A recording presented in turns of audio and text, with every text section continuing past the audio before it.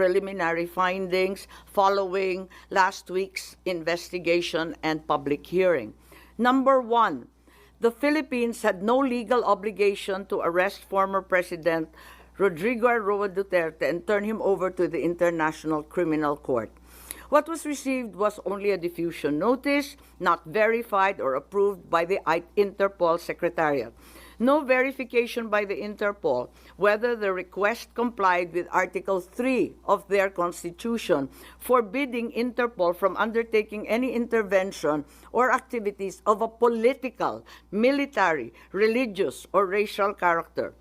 Under the terms of the diffusion notice, there was no obligation on the part of the Philippines to turn over former President Rodrigo Roa Duterte to the ICC, absent any request for extradition or request for surrender. Under Article 92 of the Rome Statute, a provisional arrest is followed by a request for surrender. There is also no indication that the ICC even requested for the surrender of former President after his provisional arrest. There is likewise no indication that the ICC requested extradition after the arrest.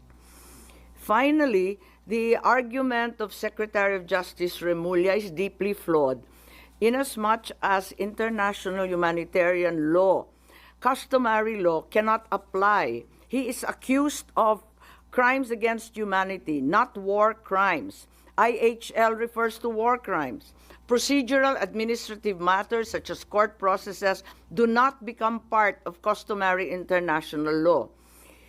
IHL is international customary law, but the jurisdiction of ICC cannot be considered customary under IHL. The second finding, the Philippine government decided to assist the ICC to arrest the former president. The administration already started preparations prior to March 11. The PNP mobilized units on March 10. The National Security Advisor, Anyo, was already tracking the former president's camp before the arrest.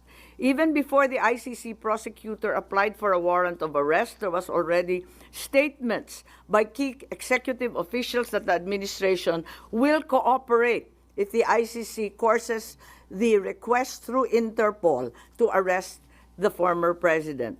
Finally, the claim of the Department of Interior and Local Government Secretary John Vic Remulla that the supposed group effort was only based on rumor is incredible.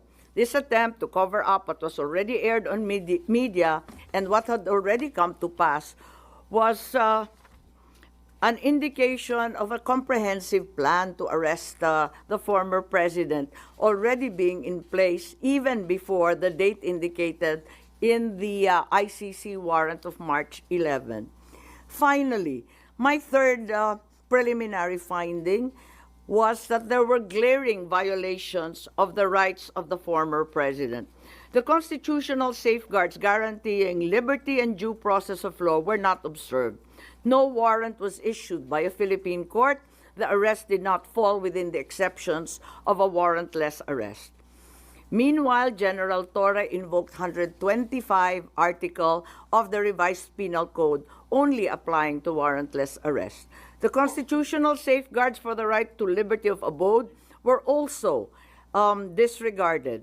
No court order was issued mandating that the former president be taken out of the Philippines against his will.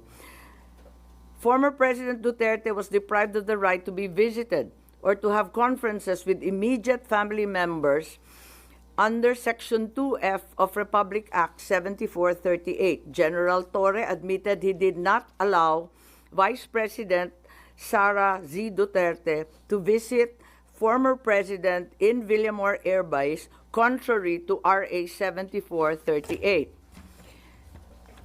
Former President Duterte was further denied the right to be brought to judicial authorities under Article 59 of the Rome Statute. The former president was also denied the right to apply for interim release under Article 59 of the Rome Statute or the right to apply for bail under prevailing jurisprudence on extradition. However, during the public hearing of March 20, here at the Senate, the Secretary of Justice insisted on the inapplicability of the Rome Statute. But a DOJ certification signed by Prosecutor General Richard Fadullon stated very clearly that the DOJ made the following determinations. As competent authority of the custodial state, the arrest issued complies with Article 59 of the Rome Statute. To recall, DOJ spokesperson Clavano released a statement last March 13 saying, ang naging role namin ay competent judicial authority. Kami na ang nag-attest na lahat ng proper processes ay ginawa. Similar to Prosecutor General Fadullon, the DOJ spokesperson showed that the article cited in the Rome Statute had been complied with. Therefore, it's apparent that the DOJ first tried to convince the public that the requirements under Article 59 of the Rome Statute were complied with, and then later on, when such stance became untenable, decided to ditch Article 59 and the Rome Statute altogether and pursued another theory, extrajudicial rendition, and invoked RA 9851, particularly Article 17. Yun lang po. So those are the three findings right now. As we speak, we are not certain if we will continue at magkakaroon pa ng ikalawang pagdinig pagkat yun nga, kinakailangan na meron tayong matitindi, magagaling at malaman ng mga testigo. So nagbubuo pa kami kung sakali at kung hindi, pag-aaralan na lamang natin ang nabunyag nung nakaraang linggo. Yes? Ma'am, in-raise niyo po sa timeline ninyo yung events ng pagkaka-arrest ni former President Duterte. And lumalabas po kasi sa timeline ninyo, nag-iba yung tono ng administrasyon as the relationship between the two political families soured. Is that an accurate conclusion? You'll have to derive that conclusion. I'm just offering you the timeline. Pero ipinagtapat naman ni Secretary Boying Remulla na talagang nagbago. Tinatanong ko kung kailan nagbago at bakit nagbago at ano yung pagbabago. Sabi niya lahat naman tayo habang tumatanda, natututo at nagbabago ang isipan. Yun lang ang pinaliwanag niya. Pero maliwanag na nagkaroon ng pagbabago. Kaya nga, may nagsasabi na yung Interpol bawal sa kanila mag-issue ng red notice pagkat may duda sila na political. Kaya ang pinalabas lamang nila ay yung diffusion para hindi sila sumabit kasi pinagbabawal ng sariling konstitusyon ng Interpol kapag political. So hindi masabi na may direct causality between the souring of relations and the change in the tone? Paulit-ulit sinasabi ni Secretary Boying Remulla na may konteksto ang lahat.